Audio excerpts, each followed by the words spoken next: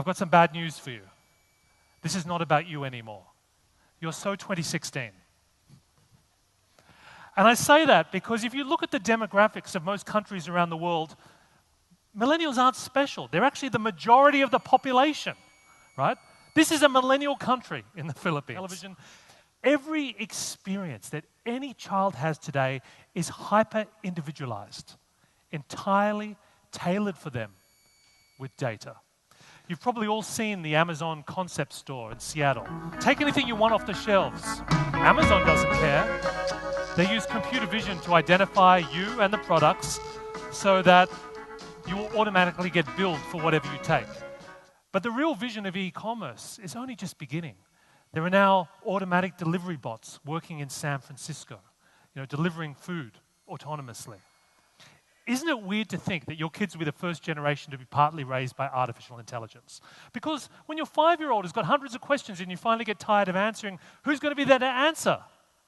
Yeah, Siri, Cortana, Alexa, Google. And that's why companies like Domino's, which are described as technology companies that also happen to make pizza, have been doing so well because they are one of the first to make sure that they are experimenting with these new platforms where consumers will be in the future. You can use your Alexa to order pizza, just like you order via a tweet a number of years ago. In a way, we're moving to a world where consumers of the future won't just rely on their screens. They won't even look at their mobile phones. They'll be getting a constant whispering of information. This is not an Apple wearable. This will be an Apple implantable. Your children will never imagine living without this technology constantly embedded in their lives. So that's the third thing I would say. There's a new expectation that everything a consumer owns has to make them smarter. Don't just think about the Internet of Things. Imagine the Internet of everything. This is prototype sneakers from EasyJet. They have little sensors in their heels. So EasyJet might know your preferences. So the next time you're walking in Barcelona, EasyJet knows that you like looking at old churches. When you come up to a crossroad, your right shoe will start to vibrate as just a little indication that maybe you should take the next street to your right because there might be something there you want to see. Technology succeeds in the moment it disappears, when it becomes ubiquitous, when we can't imagine life without it. Like this sensor from L'Oreal that measures how much UV exposure you've had, reminds you to put on more sunscreen. If you choose to ignore it, you better pay attention to this new mirror from LG. It scans your face in the morning, tells you exactly why you look terrible and what products you should use. If you ignore your smart tattoo and your smart mirror, hopefully you'll pay attention to this new app for your smart watch. It doesn't tell you the time. It tells you how much time you've left to live based on how much sleep and exercise you're getting. I know it's a bit shocking, but that's what I want you to see. Digital is not a strategy. Digital is not a white paper or a press release. It's a call to adventure. Because you have a new generation growing up, your future customers, they've been raised by artificial intelligence. They will be faster, they will be smarter, they'll be more demanding of personalized, authentic, data-driven experiences. Believe me when I tell you, this is a wake-up call for all enterprise leaders to reinvent, to reimagine, to redesign, to redefine. So here's something you can think about for later. We're all too old, I think, to really understand how significant this is going to be. The good news is there's people in your life today, maybe your kids, maybe your youngest employees, who are much closer than this. So rather than getting them to get you a cup of coffee when you get to work, give them a piece of paper, ask them, based on their personal experiences of connected devices and machine learning and data, to maybe give you some ideas about how you might engage your customers and employees in the future. Here's a mind grenade for you to think about. These are challenge questions you might want to talk to your team about. Use it to start a meeting. So think about this one. Next time you hire somebody fresh out of school or college into your organization, you know those first few weeks when they're confused and they don't know what's going on? Pay attention. What is it that they find strange about the way you and your team work, communicate, make decisions? before you've re-educated them on the right way to do things. So that's a little bit about the new generation. The second question is, what does that mean for the way we need to design companies? What actually does it take to become a 21st century enterprise? When you ask people this question, sometimes they will say to you, we need to behave more like a startup. I typed startup into Google, and they brought up this really annoying photo of people with perfect teeth. It looks like, I don't know, they started this company a couple of weeks ago, took some selfies, put it on Instagram, sold it to Google for $1 billion. This is really dangerous. You know why? Because if you only have 4 people in your company and you're having trouble being creative, agile, and disruptive, there must be something wrong with all 4 of you.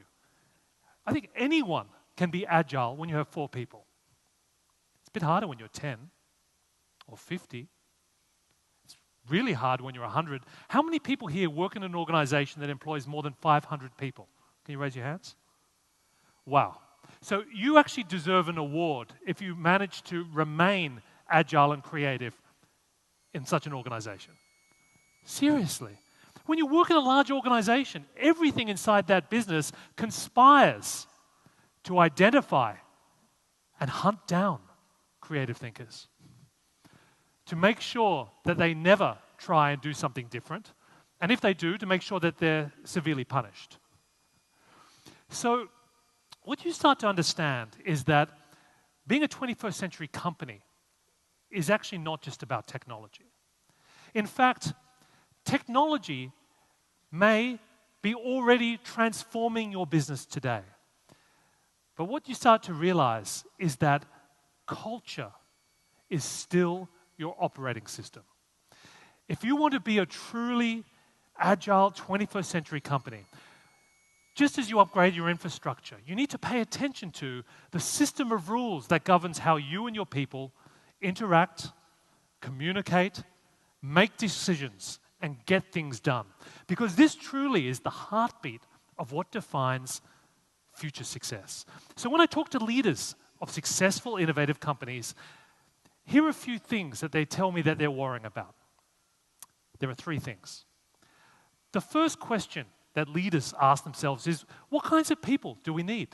Now, based on what you've already heard today, you might be tempted to think you need more digital people, more data people, more experts in artificial intelligence.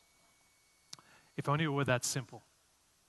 Because as it turns out, even the CEO of Netflix, Reed Hastings, is not just worried about how many tech people he can hire, he wants to know what their mental software is. So in other words, he wants to make sure he's hiring people that are performance-driven rather than process-driven. You see, process-driven people are great to make sure you don't make mistakes. They'll bring stability. They'll bring rules and order, which is fantastic until there's a new competitor, a new business model, or a disruptive technology. Then you're in serious trouble because the people you want at that point are the people that are prepared to reinvent and redefine your company. So that's why the head of engineering at Airbnb, when he's hiring someone, there's only one question that he asks himself. Is this person that I'm interviewing, is this somebody who is energized by unknowns? How tolerant are they of ambiguity? Because if you want someone to be agile-minded, that really is connected to their perspective on the world. It's the key to creating an agile culture. The second big question, though, that leaders are struggling with is, well, given that we're now living in a time of automation, artificial intelligence, what actually is the best way to do work? What is work? This is would you believe this is a call center at Airbnb? I know many of you are working in call centers. How do you feel about having this as your office? I mean, look at this picture. Seriously, is there anyone in this picture that's actually doing work? Especially that guy. I'm very distrustful of people with that much facial hair. You know, the whole discussion about what an office should look like is a bit of a red herring. The really interesting question is, what is the function of an office when it comes to doing work in this new age? I mean, do we even need offices? And here's something that's really puzzling. Just a few weeks ago, IBM